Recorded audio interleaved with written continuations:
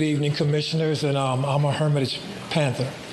I come to you today to voice my concerns for an upcoming issue vote of the rezoning of the 750 Shell Road property application submitted by North Point Development. There are three reasons why I oppose this, along with the community who support you see behind me.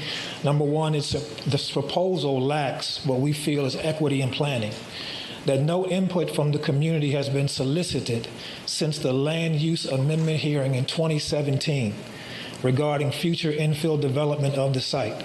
And this alone, we feel, does not adhere to the community design objective, which is found in LU page 3 of the City of Hampton Community Plan, which says our objective is to promote projects that fit its surroundings and celebrate Hampton's culture and heritage.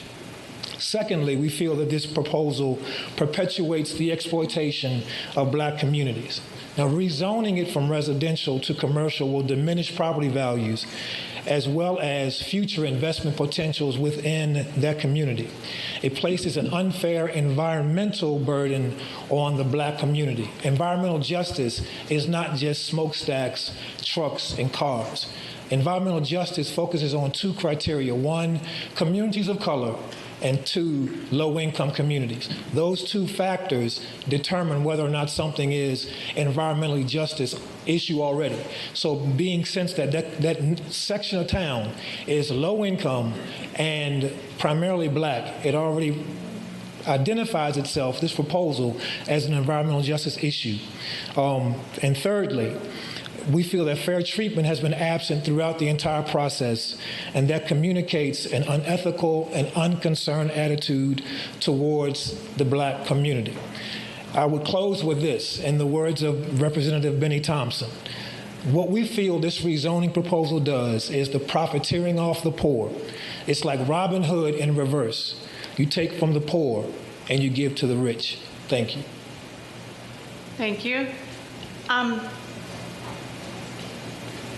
Yes, I would just... Reverend, could you come back up so we could ask a question? Sorry. I just want to clarify again, and I think I'm correct.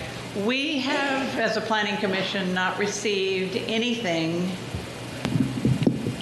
Yeah, this item is not before you, obviously. We do have an application from North Point, as Reverend Kenny indicated. It is now being evaluated and processed, and we anticipate that it will be on your agenda at your October meeting, but you have not seen any. Okay. That package of information has not come to you yet. The reason I say that is because I have followed some things, your presentations, but for me personally, I have not seen anything. I understand. Okay, so I just, because usually, you review something and you look at it and you know what I would be speaking and responding to. We understand. So I want to make sure that my non-response is not because of non-response, it's because I'm not quite sure exactly what there is to respond to, other than listening to your comments. Okay? We understand, and our aim is to be in front of you so that you will hear our voices as you read. All right. Thank you. Thank you. I also have one question for him. The Reverend, I'm sorry. Reverend Kenny. Can you turn back around? I'm sorry. I just had one question. So normally when groups come in front of us, by the time they get the permit, which this one's not here yet, they've had a public meeting with the neighborhood. That hasn't happened with you all yet, right?